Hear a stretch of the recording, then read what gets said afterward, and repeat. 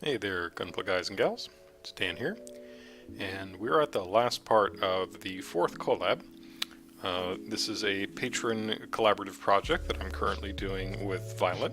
She's the builder of this model, and I am the painter. And what I like to do towards the end of my collabs is I like to take a look at the kit and offer some feedback to the modeler on things I think that they did well, maybe things I think they can improve upon. This is a critique, it's not meant to be cruel or anything like that. So hopefully, Violet, you find this to be constructive, and if anyone else is watching and maybe you're doing similar things on your kits, hopefully you can gain from something from it as well. So this is the high-grade Love Phantom. It has been fully painted at this point, and I have it here kind of floating on a stand, so probably when I touch it he's going to wobble a good bit. So a couple of things.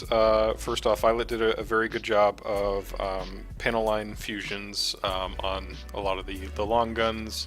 The shoulders here, you can see normally there's a really nasty seam going right down the middle of this, but she did a very good job at cleaning that up.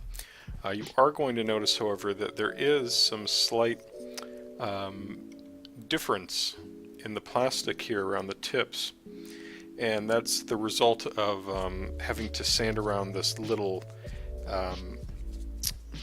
it's like a placement pin really, more than anything else, up here on the shoulder. There isn't, to be honest, there isn't a whole lot you can do about that other than trying to sand the whole thing consistently. It's also generally not something you're going to notice very easily, but in this case I'm being nitpicky for the sake of critique, so maybe that's something you want to work on. A good like hard file, something with some rigidity to really get into the corners, is generally a very good idea.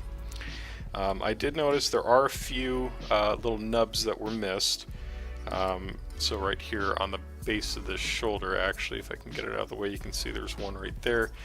There are a few on here. I miss them periodically too, and I go back and clean them up. But for the sake of the collabs, I don't really do anything to the kit other than paint it. I leave the kit essentially in the same condition that it arrives to me in.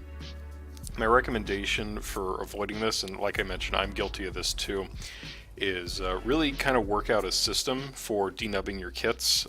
You know, if you get to a step and it tells you to cut out 4 parts, you know, put them all on one side of your desk and denub them, sand them, etc., and then move them to the other side.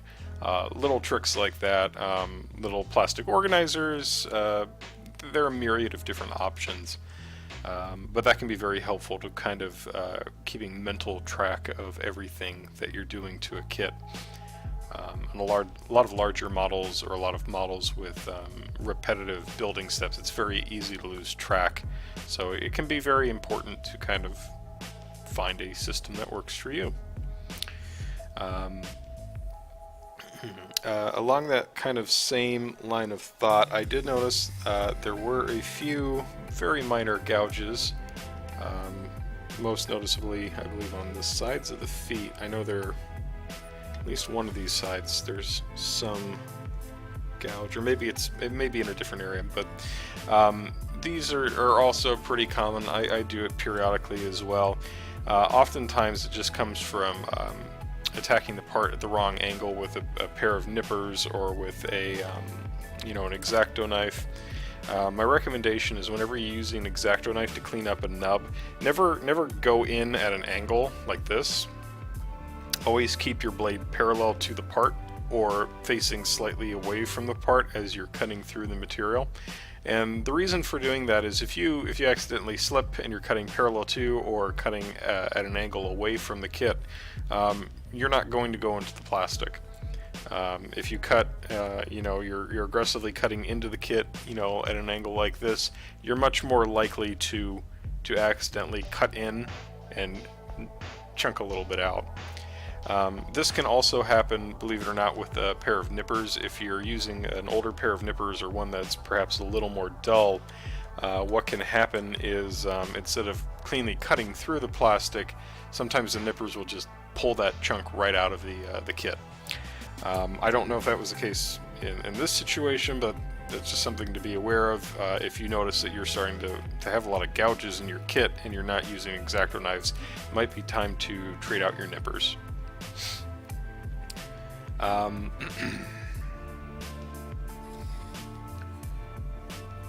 don't believe there was very much else. I did notice there are a few little, it really depends on if the light can hit it or not. There are a few little like gaps or shallow areas where it doesn't look like the seamline fusion quite took. And I saw that Violet, she was good about it. She used putty to fill these. I find that the best way to deal with this is actually not to have it occur in the first place, which I know. The best way of doing that is actually when you're doing a seamline fusion. I think most people tend to use less glue than is really necessary.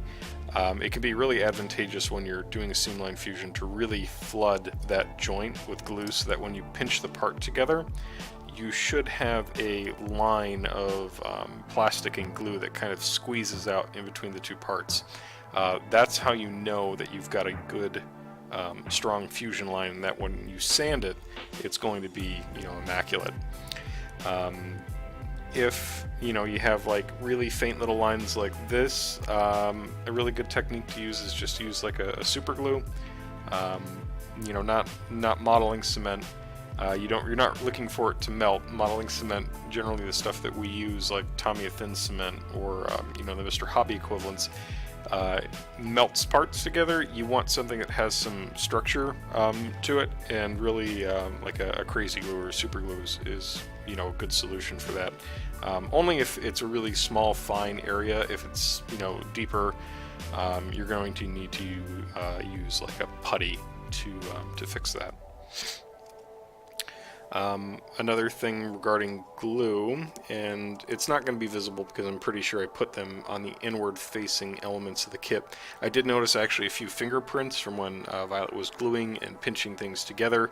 That can happen sometimes, especially with thin cement. Thin cement travels like crazy on a kit. I do it all the time too, where I'm gluing something together and then it gets on my thumb, and you know, as I'm pinching it together, and I leave like a really nasty thumbprint in there. Really the only thing you can do in that situation is just try to buff it out as best you can.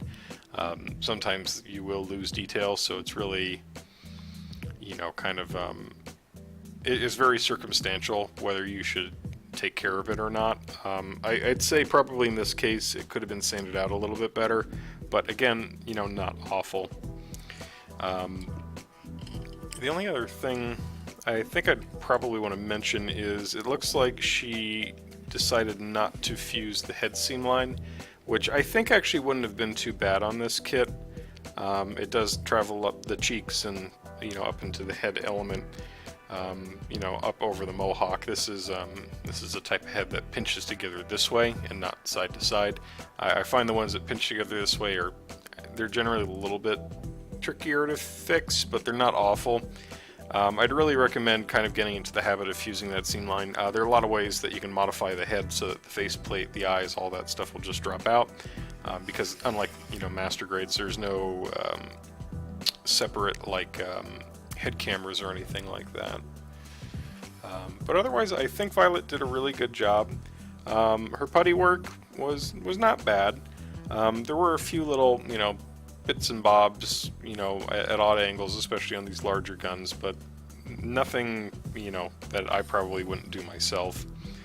So yeah, this is again, this is a collaborative project between myself and one of my patrons, Violet.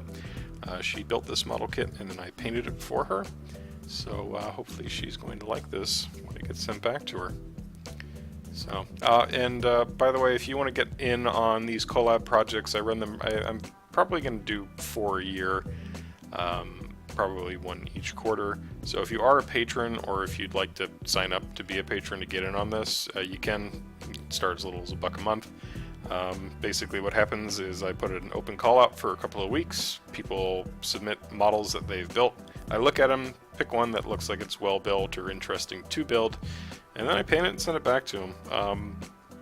Generally the person that's sending me a model kit has no say on how I paint it. For this kit, obviously the The design of this model is very reminiscent of the Death Scythe Hell. So it got kind of a color scheme that was based on the Death Scythe Hell, maybe a little bit of Blitz, maybe a little bit of the Crossbone X2. But yeah, lots of nice little purple elements, which I haven't done in a while, so I'm quite happy with it. I'll also show these elements off while I have them. There is the beam shield, which is it's a variety of clear blue, clear red, a little clear purple, and some pearl red is mixed in there too. So if you hold it the right angle and the right light, you'll actually get a little red reflection, which is kind of cool. And then we also have the big old beam effect part for the beam scythe, which also has a pearl finish to it, which occasionally, if the light hits it correctly, it will give off kind of an interesting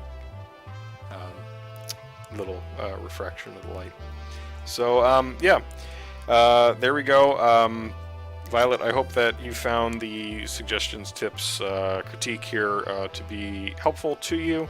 I think you did a pretty good job with the kit. It's I think this is probably it's a little bit more on the difficult side of high-grade kits, just due to the number of seamline fusions and the incorporation of, like, I think these are parts original to the Strike Noir, which, if I recall correctly, is not a newer kit. So I imagine this is kind of a frustrating element to build. But I think you did a good job on it, and I hope you enjoy your model kit. Alright guys, this has been Dan, and I hope you have a great week, and I'll see you in the live streams on Saturday. Take care of yourselves.